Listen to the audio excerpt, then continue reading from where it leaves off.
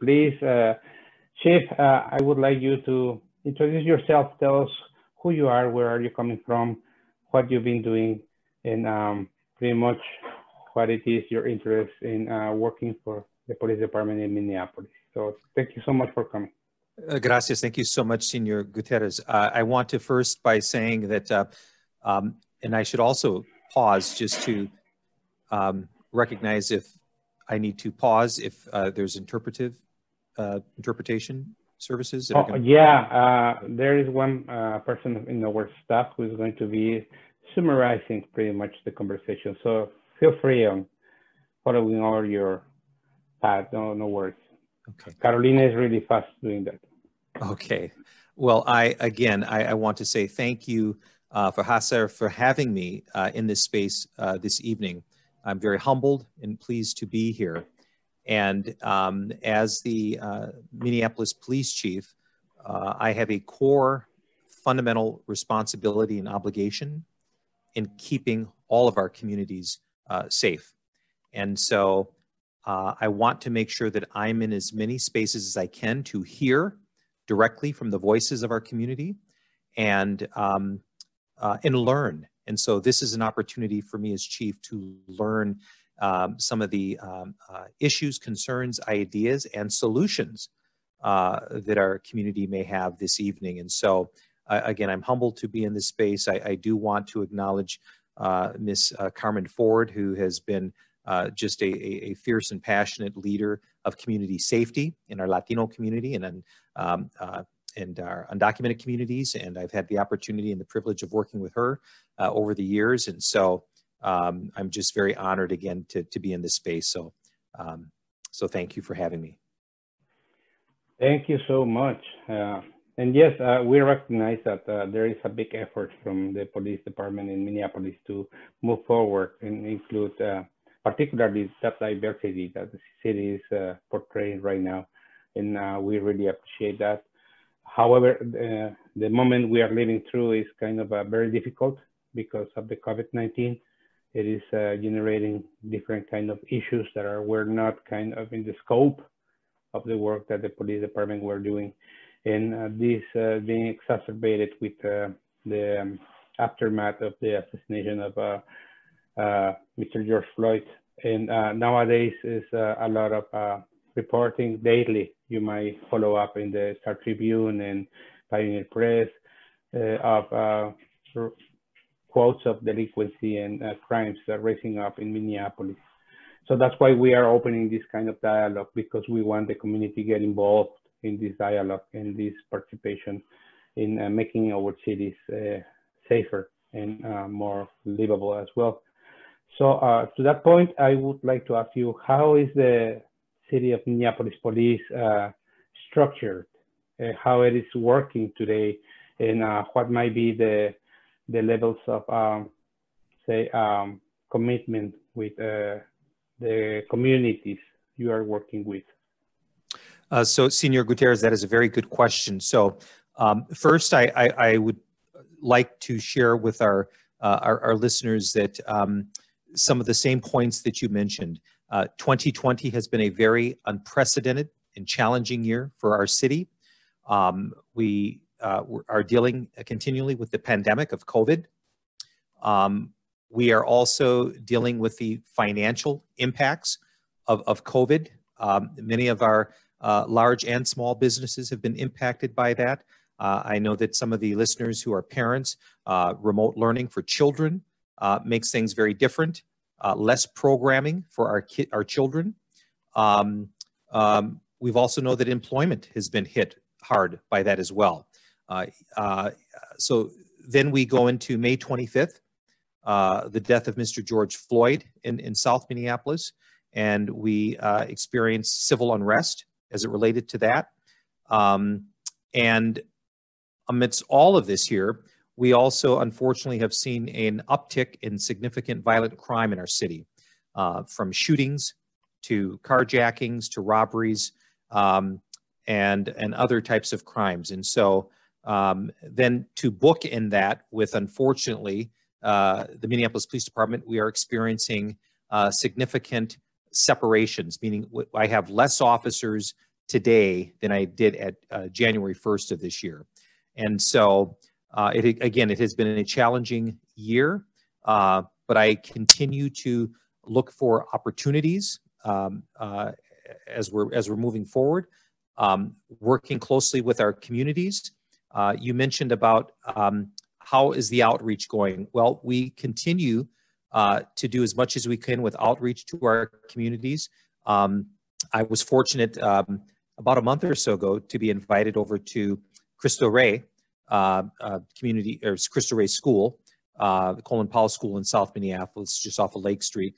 And I was so pleased to be a part of that conversation. There were many small Latino business owners who were there, and we had conversations about safety and perceptions of safety.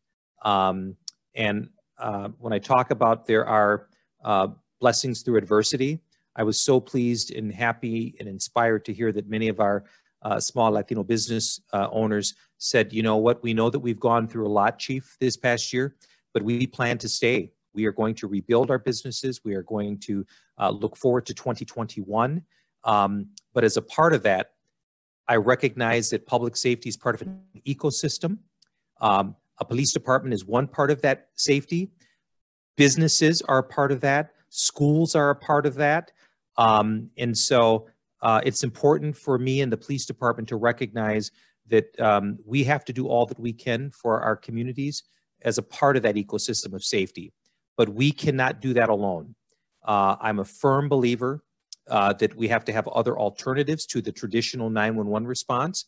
We have challenging issues in our community, such as addiction, mental health issues.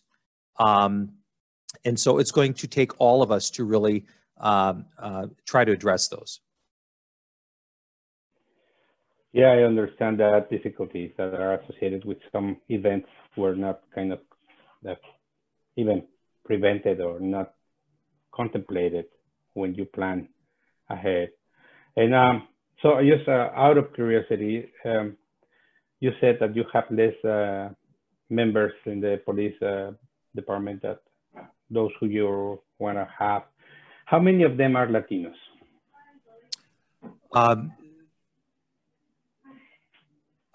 Senor Gutierrez, I would say that when we look at the demographics of the Minneapolis Police Department, it is predominantly more male than female.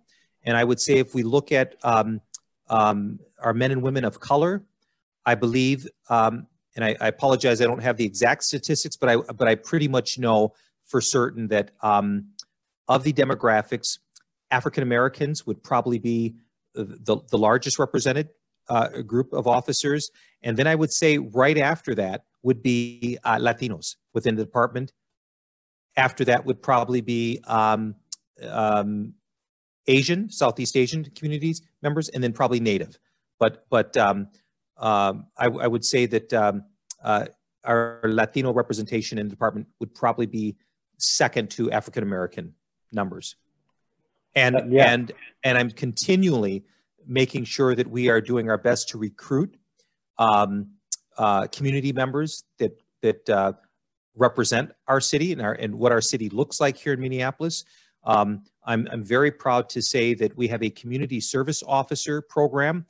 This is a program where the Minneapolis Police Department pays young men and women from our community who have an interest in serving the city and also becoming future police officers. We get probably our best inclusiveness of our Latino communities and our African American and Southeast Asian and Native and East African from our community service officer program.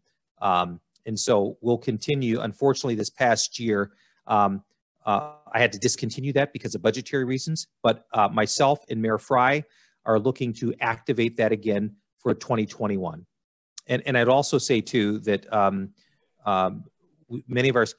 some of our community service officers would be DACA young people. And I will tell you that they continue to be exemplary in their service.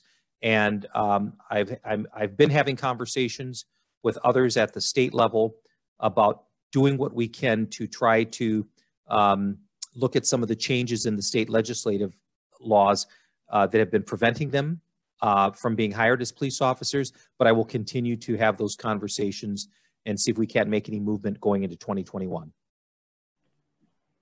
That is wonderful to hear, because somehow the best interaction between the police and the community the police represents and take care of is when members of the community are also part of the police department. So yeah, that is very, very plausible. And also, one of the things we know, and thanks particularly to Carmen Viviano, we know a lot of members who are Latinos working for the Minneapolis Police Department. Yes. But also, we know that there's still some fear from members of the community towards the police, and particularly because Latino community is complex. It's not one single community. It's composed by a large diversity of members, not only because of the origin of each of the members coming from different countries in South America or Central America, but also because we are in many different kind of socioeconomic status and stratas, and even immigration status, which complicates a lot. So one of the main issues that the Latino communities have is, while interacting with the police, they see the police as a intermediary connecting the authorities that are going to potentially deport people with these communities. How can you tell those people about the work you do in the Minneapolis Police Department does in this area? Senor Gutierrez, thanks for that question. So a couple of things. Back several years ago, we knew that when we started to see, not only here in Minneapolis, but across our country, quite frankly, more incidents of ICE raids in our communities that really heightened a lot of anxiety, a lot of fear, a lot of distrust of law enforcement. And we certainly saw that play out in Minneapolis. One dynamic that I think many of you on the call here will probably also know that had been problematic in our Latino communities was when Minneapolis police officers, when we have to make an arrest for crimes that are committed, we transport those individuals to the Hennepin County Sheriff's Office. There are some cities in the country, in the state, where the police department oversees the jail. We do not. That is a separate function of the Sheriff's Office. And so I know there was many concerns from our Latino community over the past several years that when Minneapolis police officers would make an arrest for a crime, we would transport that person to the jail, and there would be a series of things that would occur, processes, and I would hear personally from family members who were very distraught that their loved one, who was arrested by someone wearing my uniform, they are now being deported. And that is something that I do not have jurisdiction over in terms of the jail. But I know that when I've gone out and have spoken to some of our local churches after Mass, and we've in community centers, and we've had these conversations, that fear and distrust that if anyone wearing this uniform were to interact with their loved one, they could ultimately wind up being deported. And so we continually try to do as much education and awareness to our communities that that is something that the Minneapolis Police Department does not do. We do not involve ICE in our day-to-day interactions. We have a separation ordinance in the city of Minneapolis that was passed several years ago that says we as Minneapolis police officers that we are not in the business of deporting individuals, that when we interact with a community member, it cannot be based solely on their immigration status. And so that is part of our policy as well. But we also know that there have been times when we have made arrests, and through that process of the person being booked into a jail, ultimately that person at times has been deported. And so education is very important. Doing all we can to be in spaces, having conversations with as many community organizations as we can to really make that very clear to people. And again, doing all we can to recognize and understand that our Latino community is such, they help for our vibrancy in our city. They really help in terms of looking after one another of all different community members. And so, but that certainly has been a something that we're really trying to do our best to strengthen the trust and eliminate the fear, because we want to be seen. We want our Latino community to see us as guardians of their community. We want the children to look at us, that they can come to us for help if they need assistance. And so we'll continue to do that. I will also say, I was very pleased about a year or so ago to have a U-Visa unit within the Minneapolis Police Department. And I'm so proud. At the time, it was Lieutenant Giovanni Veliz. Now it's Commander Giovanni Veliz who oversees that. And he's working so well with not only victims in our Latino community, victims of crime, but also immigration attorneys and others who have questions regarding the process. And so he is also helping to lead in education, information, awareness, and informing people. So, so we'll continue to work in those areas. It is just wonderful that you mentioned Giovanni, because Gio is a very close friend of mine. I worked with him in different programs before, like Talita Kum, like a couple of years ago. And also he completed his PhD, and he named it part of his advisory group. So I am really happy you mentioned Gio. I'm also, I'll give a shameless plug. He also was recently selected to be a lead scholar, which is a nationally recognized opportunity to continue to do research. And his research, I will tell you, you won't be surprised, but he's looking at the relationship between police departments in our Latino and undocumented community. So we're happy to have him on board. So he does phenomenal work. So yeah, he's always very committed with our communities. Yeah, I love that. And just to go back to the conversation, I am really excited about Gio. He's someone very special within our communities. And going back a little bit on what you were talking about, the Latino communities, nowadays there is a lot of confusion, because in the aftermath of the death of Mr. George Floyd, there were also some reactions.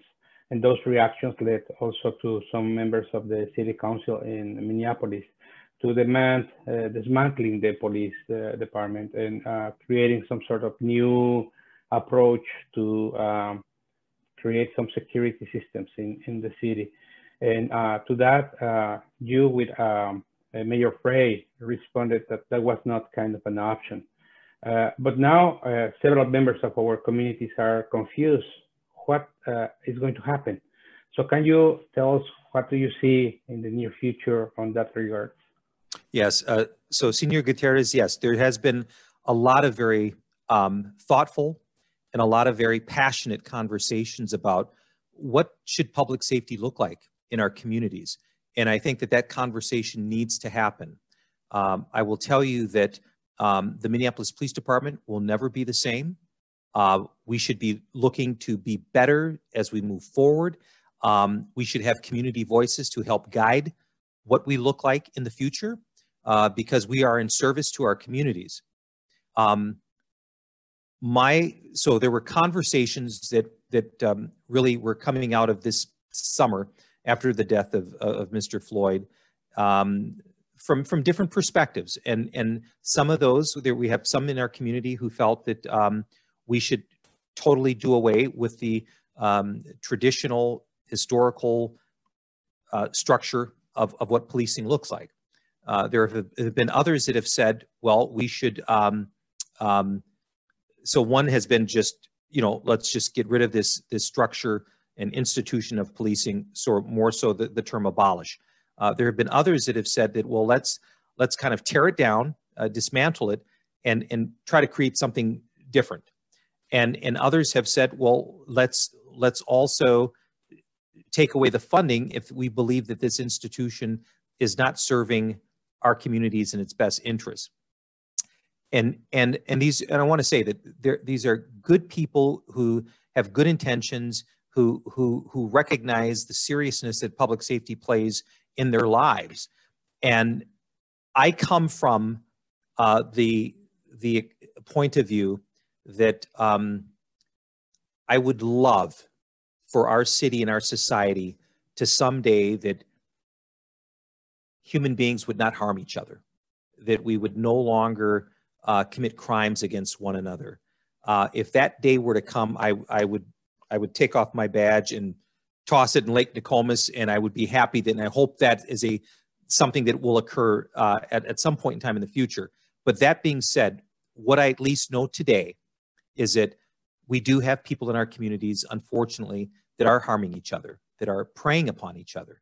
And so we will need armed men and women, police officers, to have to respond to those situations. And I believe that we will need some form of policing. I believe that we need to do all that we can to be a police department that has trust and legitimacy in the eyes of its communities that they serve. I believe that we need to look at everything from our policies, how we interact with our communities, how we hold officers accountable. There's a host of things that we need to do, that we need to listen and lean into our young people in our communities and learn from.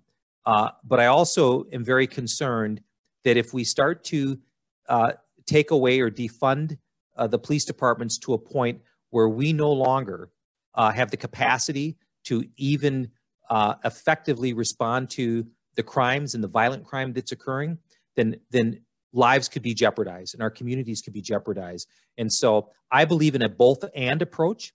I believe that we need to absolutely have armed men and women to help when situations get to a point where they're violent. I also believe that we need to hold officers accountable for misconduct.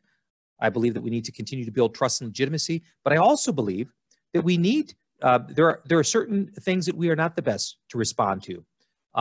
I believe that we need to take a look as a society at mental health issues in our community and lack of mental health services. The addiction, I would have never thought, Senor Gutierrez, that a few years ago, I would have to have all of my men and women carry Narcan, the antidote for those who have been overdosing. But it's significant. Addiction is a significant issue in our communities. And so I believe that we have communities that can play a role, community organizations that can play a role in helping with community safety. So but I believe we should be framing it in a both and so that's kind of my thoughts on that. I really appreciate what you said, and also I really believe that the community engagement should come together to work with those bodies that are in charge of taking care of the security and safetyness of the entire communities that always are here. But also I want to say that there is a history behind whatever effort is going to be made. And the cases of Mr. George Floyd are also not the isolated, but it is kind of sequence that are repeating themselves, like Philando Castile case. And you can name a long list of events where you can see this participation of the police that in a way cannot really generate any trust in large segments of the communities. Somehow, even today, seeing that with the reduction of the number of police effectives, also there is an increase in the number of crimes, like you mentioned it before, carjacking and other kind of events.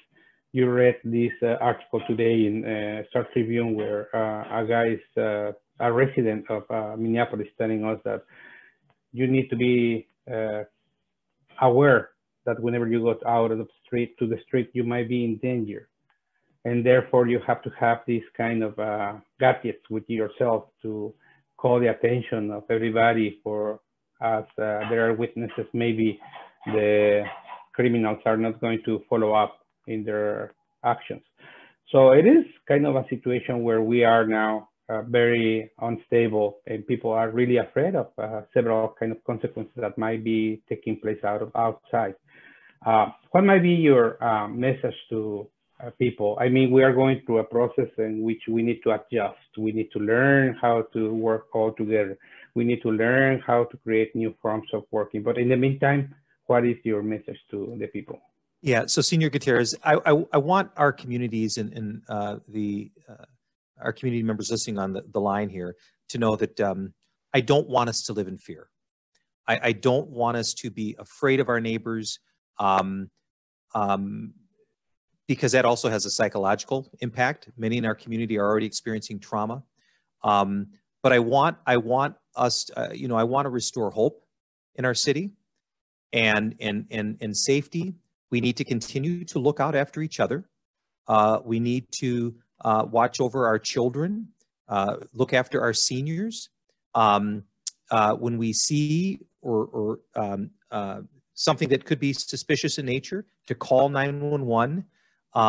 Our men and women are going to continue to show up in space to be there to help and assist. And that we can also at the same time work on things such as transformational change within the Minneapolis Police Department. We can continue to partner with different community organizations to help address issues of distrust with the police department, to look at how we can, work together. Neighborhoods have, I will say this here, one of the things that came from some of the civil unrest this summer was neighborhoods and block clubs coming together, working, looking after each other, virtually checking in with their neighbors, their seniors. With COVID, does my senior down the block, my elderly neighbor, does she have her stuff or food from the grocery store? Does she need medicine? Does she have someone there to help take care of her? So I've seen our community come together and look out after each other. And so I'm here tonight to talk about, yes, are we still dealing with the pandemic? Absolutely. Do we still need to address the issues of social and racial injustice in our communities? Absolutely. Have we had this horrible uptick in violent crime in our communities? Absolutely. But we're here. I see neighbors banding together. I remember it was a weekend a few weeks after the civil unrest, and I remember neighbors on Lake Street with brooms and dustpans and helping to kind of pick up some of the shard glass and some of the rubble and dirt. And again, we're seeing that today, even with COVID, neighbors checking on each other and making sure that they have food and the essentials that they need. And so, again, we're part of an ecosystem, and we need to all come together. We move forward. We will restore hope back in our city. Yeah, I guess it's crucial that we need to work all together. And I would like to open the forum for our participants, just if they want to ask you anything. Francisco, Eli, Gemma, Melissa, and Gisela, and obviously Carmen, Amanda, Carolina, and Luisana. I don't know if you have any questions.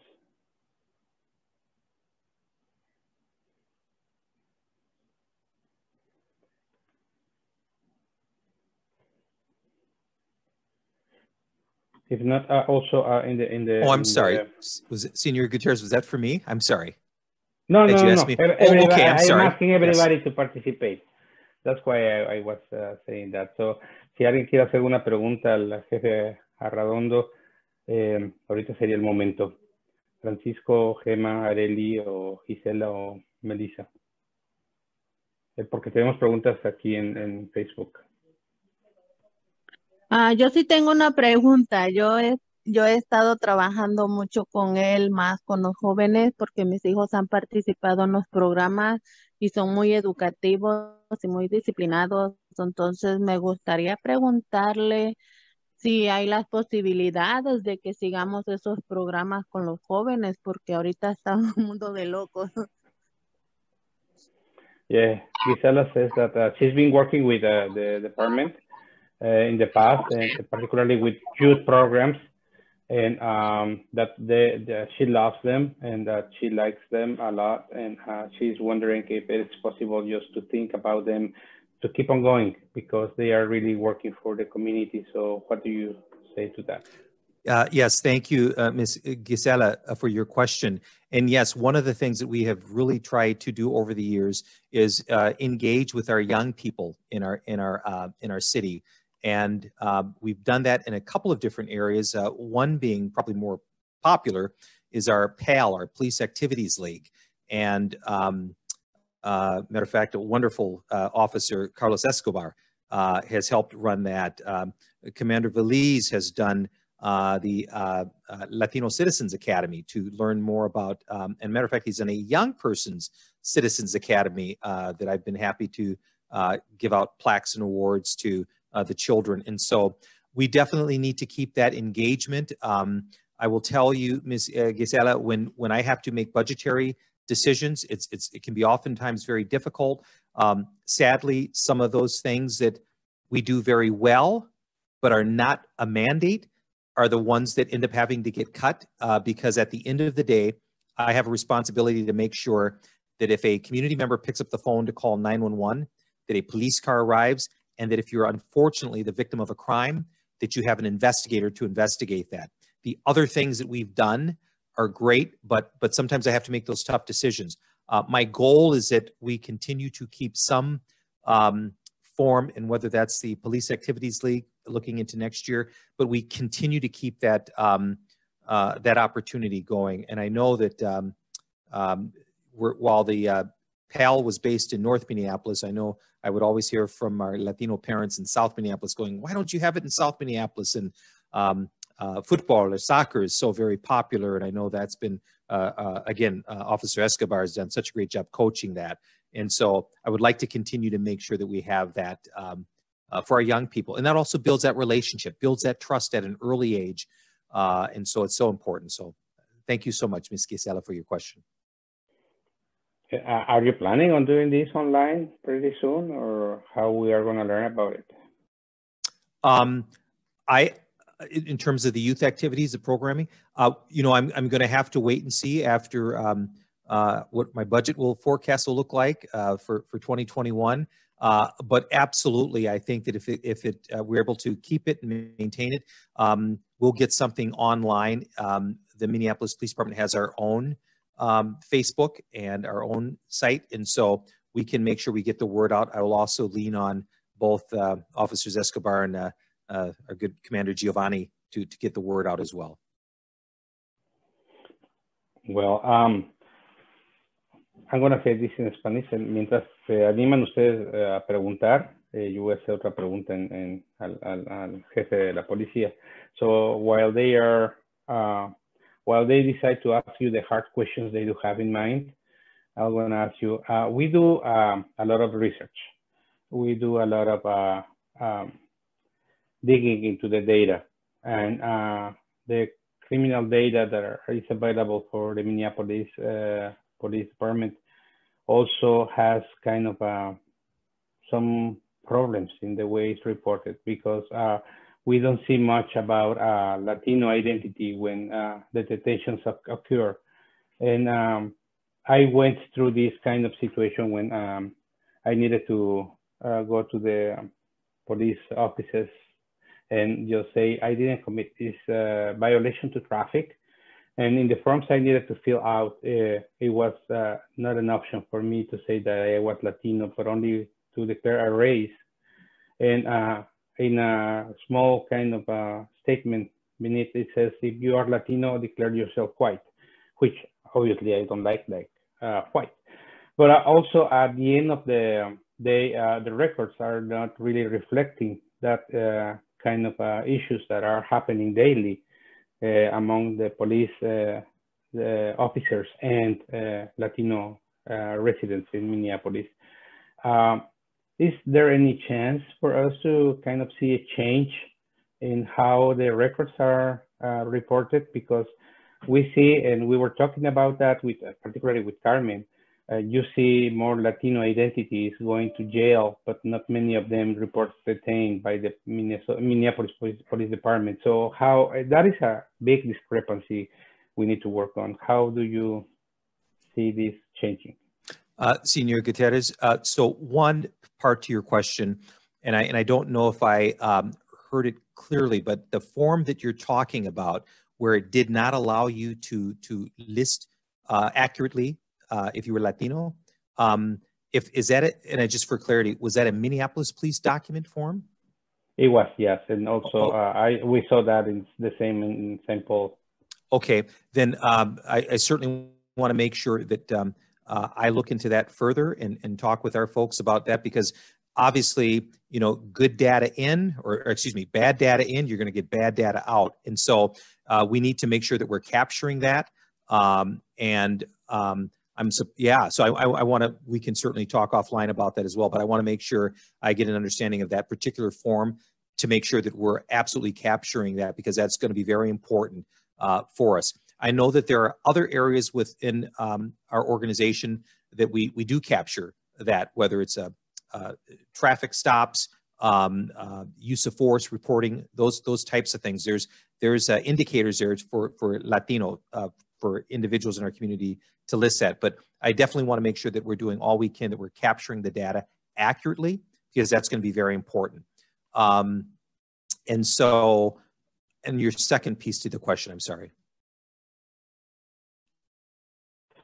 Yeah, the second piece is the reporting that police, the Minneapolis Police Department has, is not really reflecting much of the data related to Latinos, for example. So we're having always problems. We talked to Councilwoman Alondra Cano, and she asked us, where can I have this kind of information?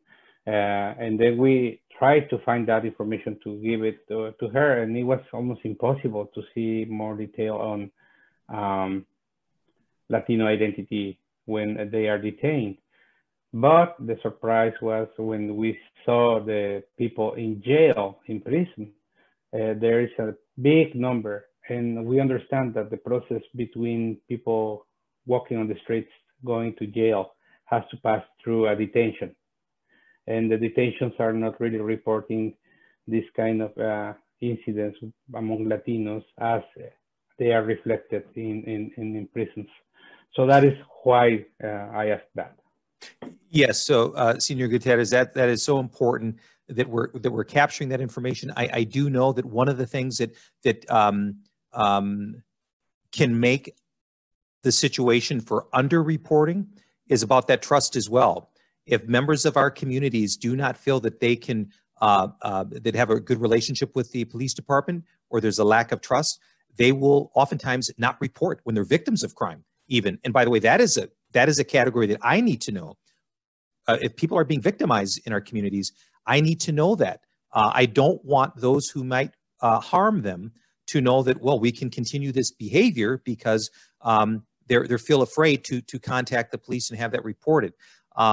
But there's all sorts of important measurements and also services that come if we're accurately reporting these things. And so I definitely want to make sure that I'm working closely with HASA and other groups and organizations to make sure that if there's barriers that are preventing us from accurately documenting that, I need to know that.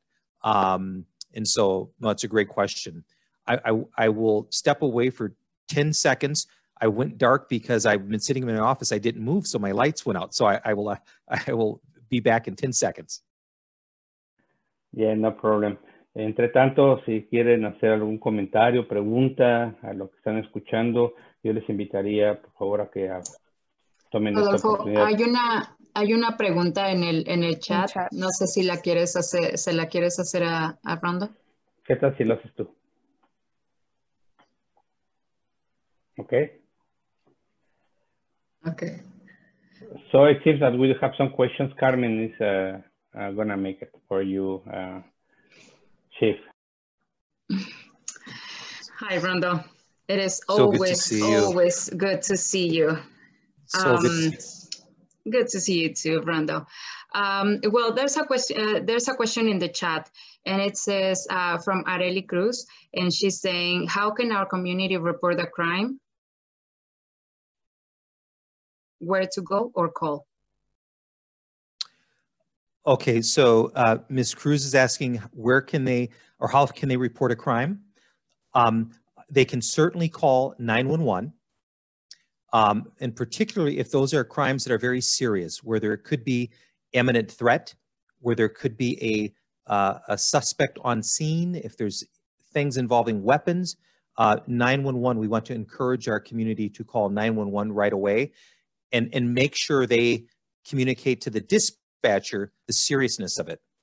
The second piece to that is I think she's saying is that the crime was already committed, and where to get where to report that crime. And I believe, and Areli, I'm going to explain a little bit this because she contacted me earlier today, and I believe that crime happened during the riots last May.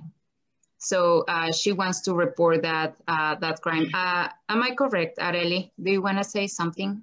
Yes, well, that happened in May 29, I believe. And that happened to my sister. It was an attempt to rob her car, but they use words like they have any kind of weapon. So she was really scared. They have their hands in their pockets. They take her out of her car. And one of the men, they were Afro. One was inside of the car, and one stayed out with her, like watching her. I don't know. She just said that she got so scared, and he was just watching her and telling her not to do, and I'm sorry for the word, stupid things. Otherwise, she will get pain. So we were outside of Hennepin County Medical Center, and I wasn't in the car. I was inside of emergency, but once I get in the car, my sister was crying. She told me about it, and she was super scared. She didn't want to go to the police. And at that time, we tried to call 911, but there was no response. Lines were off, and it was a chaos. So we didn't exactly know what to do at that time. And now, I mean, we know it happens, and we have numbers, and hopefully there's some cameras outside of the building that can help maybe to get those people. Yeah, yes, Ms. Cruz. I would say that probably based on the information you've told me, if you and your sister are able to during the day go to your the precinct, the police precinct. I was going to ask the vicinity of where this occurred, but you can still call 911, and a squad can come out and take a report for you. If you feel comfortable going to one of our local precincts, they can take that report for you to the desk officer. If you bring that information that you mentioned, you were able to capture some information, certainly lists that there may be cameras in the area that may have captured some of the incident. Make sure that they know that as well. But you can still call 911 to have a squad come out and take that report, or if you feel comfortable going to one of our area precincts, police precincts, the desk officer can take that information for you as well. Okay, well, thank you. I'm sorry to hear that you and your sister had to encounter that. Thank you. I know that, you know, it's something that it happened before, but I'm pretty sure there's a lot of people in our community, especially in our community, they're afraid to talk about it or to speak out and ask for help. And I believe it's important that people knows where and how to make a report. And especially if there's Spanish speaking in the police department that can help those people to report those crimes, I believe there's going to be a good change for to support each other and to take care of each other, as you mentioned before.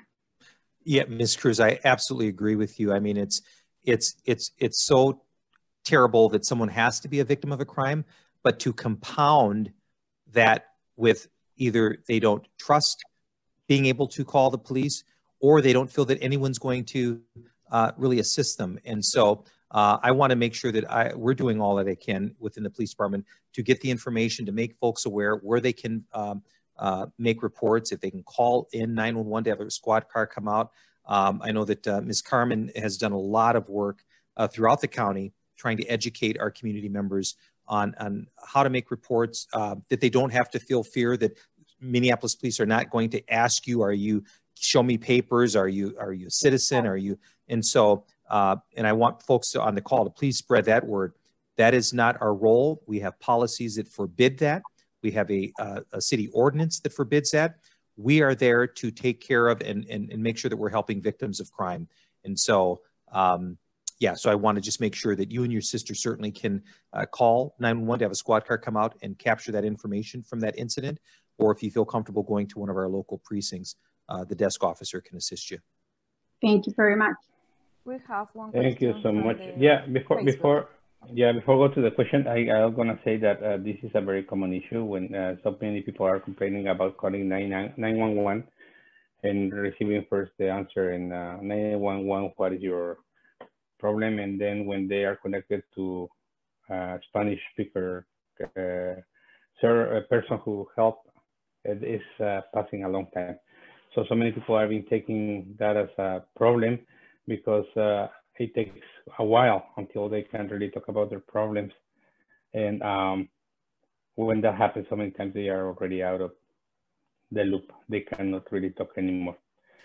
And just for clarification, Senior Gutierrez, so one of the issues that you've heard from community is that when they do call 911, request a Spanish language interpreter, the time is so long before they get on that, okay, I was just noting that. Okay. Right. Yeah, and we do have a question from Gemma. I guess I'm gonna invite you, Gemma, if you're gonna read your question.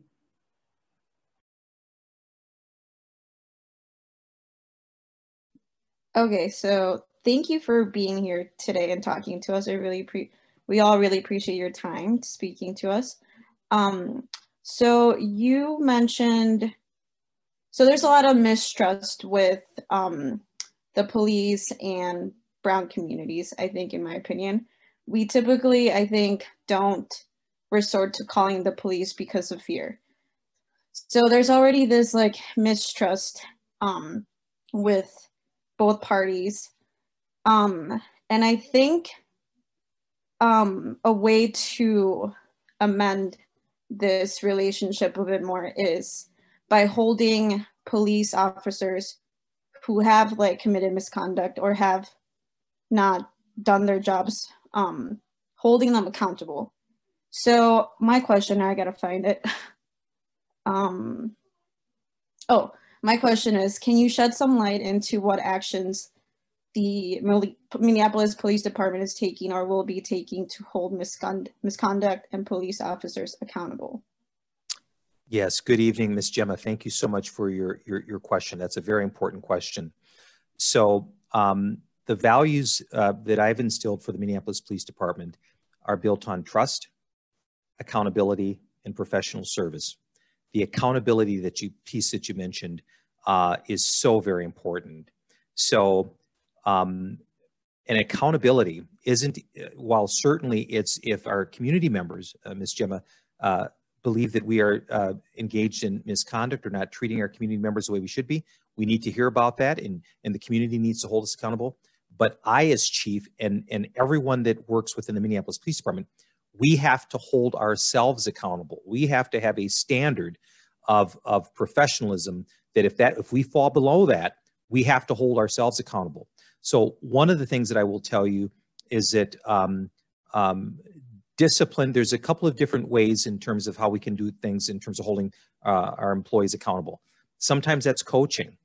Sometimes that may mean an officer didn't wear their name tag, it wasn't on right, or their uniform. It might mean just coaching, and that occurs in all different types of employment. Sometimes it may mean training, that the officer or the employee just needed more training in order for them to perform better in their interactions with the community member. But there's also that level where it gets to the point where it may mean it's discipline. And I, as chief, I'm the sole person that can give discipline to an employee. And I will tell you that I have at times had to give discipline. One of the frustrating things that I've heard from community members is that oftentimes they will discipline. There's something called the Minnesota Data Practices Law, and sometimes that limits my ability to share that I've actually held that employee accountable. And you may not hear that. There's laws that actually prevent how much I can say publicly when I have to provide discipline. There's also another piece, Ms. Gemma, that you have to understand too. There are times when conduct has become so egregious that I've had to terminate an employee, and there's a process that the employee gets to take that. If they grieve it, they can take it to what the system is called arbitration. And this is a third party that basically calls me into a room, calls the affected employee in their representation, and I have to make my case as to why I gave the discipline or made the termination. That third party, who's not part of the police department, who's not part of the city, that third party can rule against me. And that has happened. Matter of fact, the state did a study recently, and it showed that of all the cases that chiefs of police have to go to arbitration, 50% of those are overturned. Now, I will tell you that when I feel that after a thorough investigation has been done, and I've come to the decision where I've had to terminate an employee, and an arbitrator has said, no, chief, we're bringing that employee back, that is debilitating for me in terms of the accountability that you say that we need to have, and I certainly need to have. But what does that say to the community who says, chief, we know that employees should not be out here. Why are they back in my communities? And so that is a piece, by the way, that myself and other Minnesota chiefs have taken to the state legislature to try to change. They did a little tweak this past year, but not as strong as I believe. At the end of the day, I need to be able to make those decisions, and a third party should not be able to come in who does not have to go before the community and explain their rationale. I believe that that decision needs to be solely based with me. And so, again, I will continue to hold our employees accountable, and it's important for other employees to hold each other accountable. The community expects that of us. They should demand that of us. And so I'll continue to march on that path. Thank you. But I will also just say, Ms. Gemma, too, I need to know that if there are employees out there that are not treating our communities with the dignity and respect that they deserve, I need to know that. Because if I don't, that creates more distrust and more harm that communities may have, and may feel that, well, the chief, you're not taking it seriously. And if I've never heard about it, that makes it difficult for me to act. So I would encourage, if any community members have a issue with an employee, they can contact the supervisor at the precinct. If you have an encounter, let's say at night, but you felt uncomfortable asking the employee for their name or badge number, you can call 911. They can, I was out at Bloomington Avenue and 17th, and this officer at this time came by. We can track down the squad car and the officers there, so we can get the identifying information. But if any of our community members feel that they have not been treated in the manner and the service that they should have been, we need to know that. Thank you so much, Chief. I know Amanda has a question that she read in the. Can you please entertain us and read the question, Amanda? Yeah, someone asked in the comments in the Facebook Live, what is the budget right now for the police? Thank you, Amanda, for the question, Ms. Amanda. So right now, our budget is approximately $185 million. Now, I want folks to know that of our budget, that about 90% of that 195 million, that's the employees' wages, salaries, and benefits. So the remaining 10%, that's a small piece, but that may end up being a budget for fleet or squad cars. It may be for IT, technical, computer equipment, training budget, and what have you. So I know that sometimes, I mean, don't get me wrong, anytime anyone hears $195 million, that's a large number. But I want folks to know that that's not $195 million that I have discretion to use, and it's in a chest drawer and what have you. 90% of that is really already taken care of because it's already, we also have civilian employees as well. It's not just sworn employees, it's civilian employees. So that's everything from health insurance, that's their benefits, their wages. And so, so when people hear that number, I want them to make sure that they know that that is not $195 million of discretionary spending. It's 90% of that is already, it's taken care of. And it's the other 10% that I have to try to manage, whether it comes to we need more squad cars, computers, those other types of things that go into an organization. Thank you so much. I guess we are going to be really grateful for your participation here. But before I let you go, I have one more question. Within the COVID-19, Senor Gutierrez? Yeah, I can certainly stay a little while longer. Oh, perfect. Yes. Then that is excellent. So I have one more question for you then. Ms. Carmen said she'd give me a ticket if I didn't stay a little longer. So, so I'll stay a little longer. Thank you, Carmen. I knew we can count on you. No, Rondo, you owe me a tea. Yeah, for that, just a tea.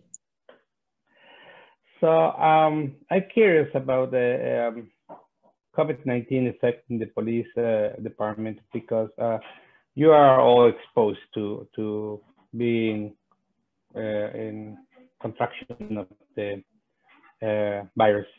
What are the measures you are taking over for protect the members of the police department, and also with that, how to protect from COVID-19 the people you interact with? Yeah, Senor Gutierrez, thank you. So I will tell the folks on the call that I was like everyone else when earlier this spring I was hearing news of this virus, and you know, it was really impacting places like Greece and Italy and other parts of the world, but yet they were saying it's coming to the United States.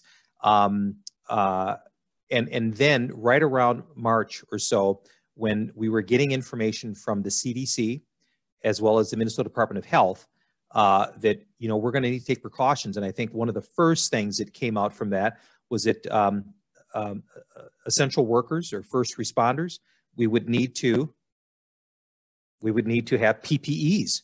And so it was making sure that we had enough of these for our employees. And then, of course, it was, I'm sure all of our community members on the phone were washing your hands and sanitizers and all of those things. And so we started doing that. But when we started getting into the summer, we really ramped that up, and we were making sure that, so now, for example, when I come into my office, I have to have a temperature check.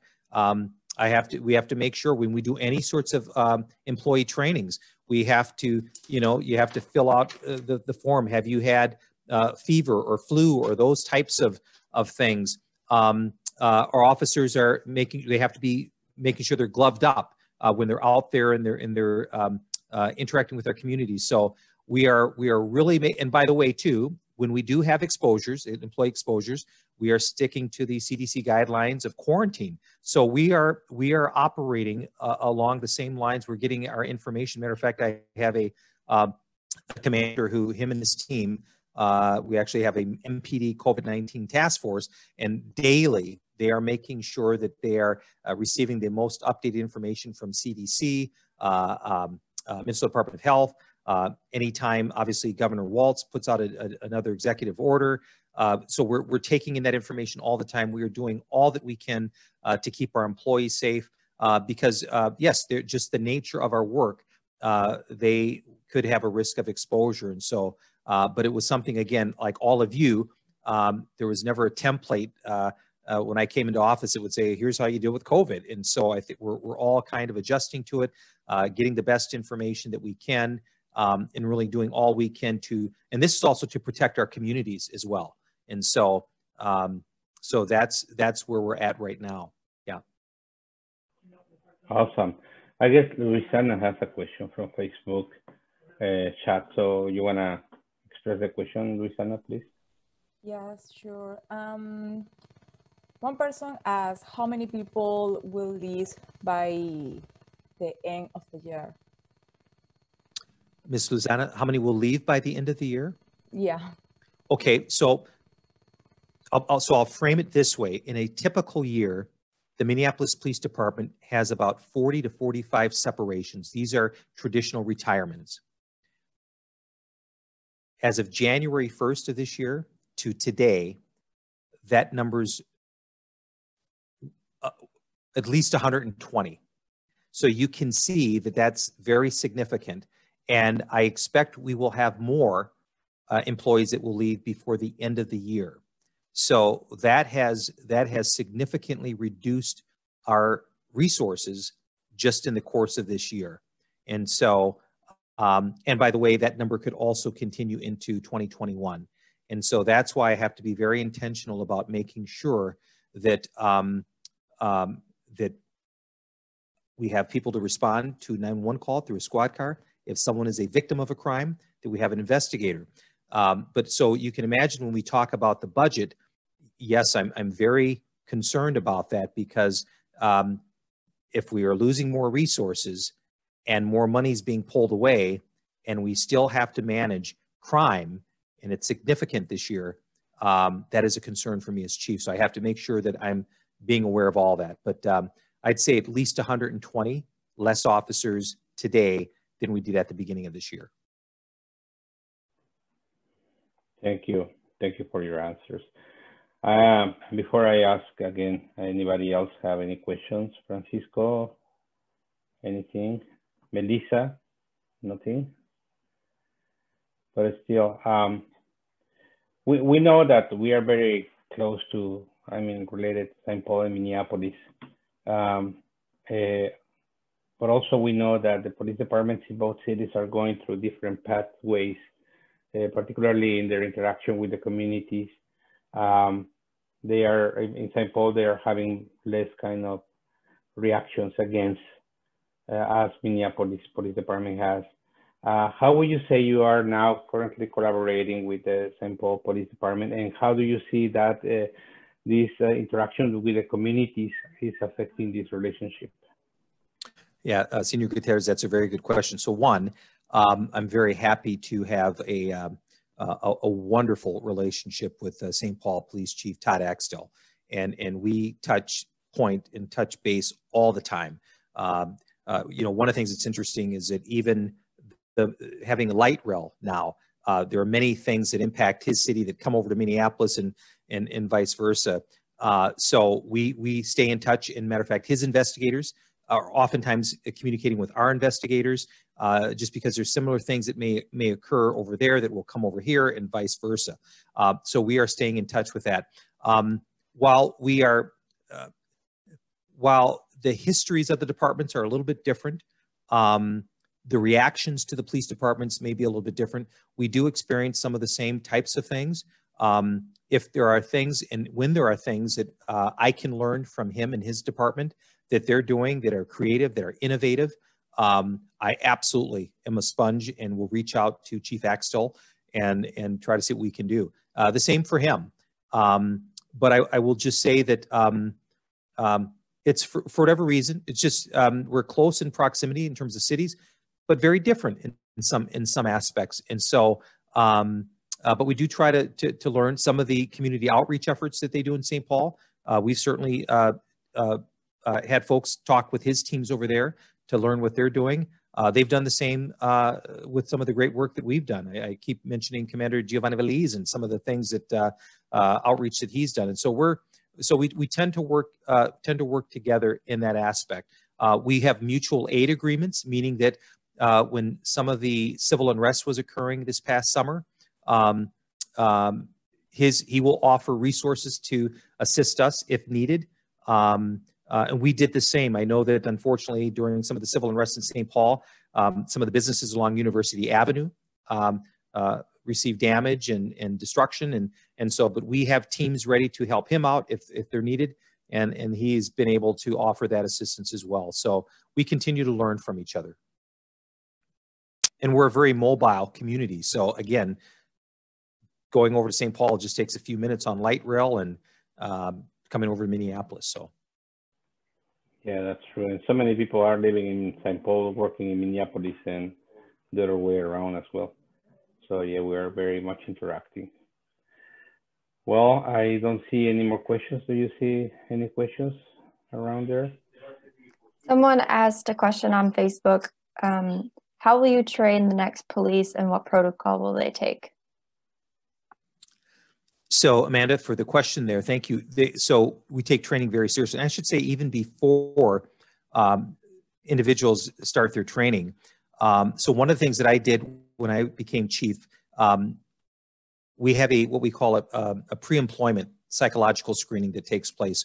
When I became chief, that RFP that contract was about to expire.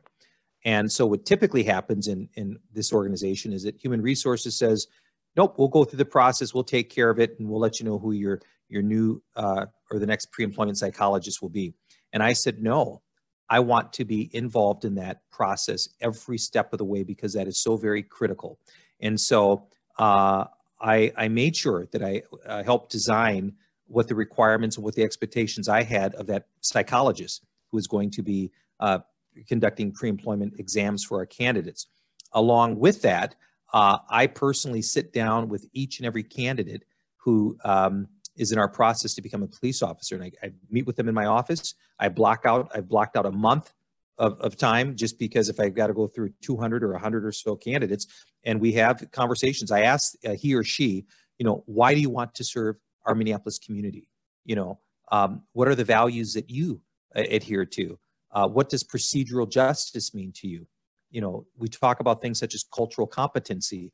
And so that's important for me to have a one-on-one conversation with that person. Then if they're selected and we get to the training academy, Commander Katie Blackwell has launched over the last 2 years, we're focusing on leadership development. We focus on, by the way, we just changed our oath of office for the first time in the history of this department, and it centers on the human family, and it centers on duty to intervene. So these are things that we're doing, that we're instilling, because that training is going to be very important. But I look at it from hire to retire. We have to make sure that those values are being fortified and strengthened throughout someone's career, and not just when they are selected and join the department. Awesome. We have some comments on the Facebook. There is one from Guillermina Mancilla. She says that she is hopeful that the police department is working well, and she's asking for God supports as well. And we are hoping that we are going to have back a city where everybody can enjoy as it was before, and we can feel safe in it. She says also that businesses have been really affected with all this insecurity. So she's thanking you for working with the community.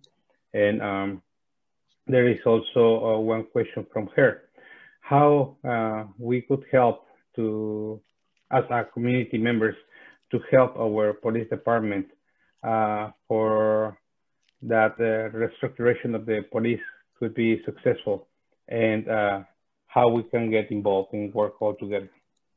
Wow, that is, Ms. Mencia, that is a great question. And so one of the things that we can do is, and I truly believe this, relationships are all about proximity. And I know that we're living in a virtual world now, but this is close that we're having these conversations. Ms. Gemma, you mentioning about accountability. I mean, education, it's information is so very powerful, important. The other thing I would say is show up. You know, a dear aunt of mine many years ago said to me that the world is run by those who show up. Show up in space. When there are decisions being made about the public safety that impacts our Latino community, be there, have representatives there, speak out. That is so very critically important. You should not only be at the table, you should be absolutely directing conversations at that table.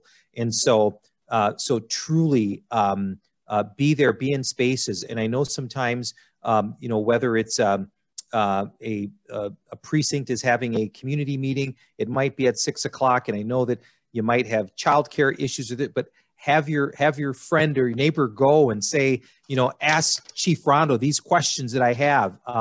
If the city council is having meetings on, we talked about Ms. Mencia and business owners, if they're talking, when is the rubble going to be removed from Lake Street? When are we going to get the plywood down? I mean, all of these things, be there, be in that space, because too oftentimes well-intentioned people will make decisions that impact your community that they never reached out. They're not hearing your voices. And so be in space, show up, send emails. I would say that Senor Gutierrez, what you are doing tonight with this event that you're hosting, this is so very important. And have me back. If I didn't put too many of your callers to sleep tonight, I've truly, it's a privilege for me to be here. So I know the lights went out one time, but and by the way, I learn more from hearing from the questions, truly. And I'm as everyone's talking, I'm making notes to myself to see how can I get better. All of you are my boss. There is nothing in my oath of office that mentions the word mayor, council member, president, senator. It's people. It's the people. I serve you. So you're my boss. And so I need to make sure that I'm learning, listening as much as I can and be in that space. But yeah, show up, be in those spaces, send a representative, send a friend, a neighbor, and make sure that your voices continue to be heard. That is a wonderful statement. Thank you so much. And also following up with this question, Guillermina Mancilla also asked if you can provide emails, addresses, or telephone numbers where people can be in touch with you, where you can receive even complaints or suggestions via email. And I don't know if, yeah, that is a question.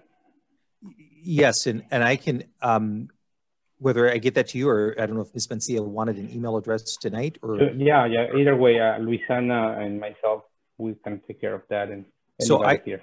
Yeah, okay, well, Ms. Luisana, Natasha.Hansen at minneapolismin.gov. Natasha.Hansen, she is my executive assistant, and so we can make sure whatever we receive, we get it to the right person. But Natasha.Hansen, son.minneapolis, all the way spelled out, mn.gov. Excellent. Well, thank you so much. I don't know if there is any other questions. I may ask you, when are you going to start learning how to speak in Spanish? Senor Gutierrez, I used to know it much better years ago. And so I will continue to learn. See, this is a good thing too. I will start picking up on more of it, but I need to do that. I have ancestry, by the way.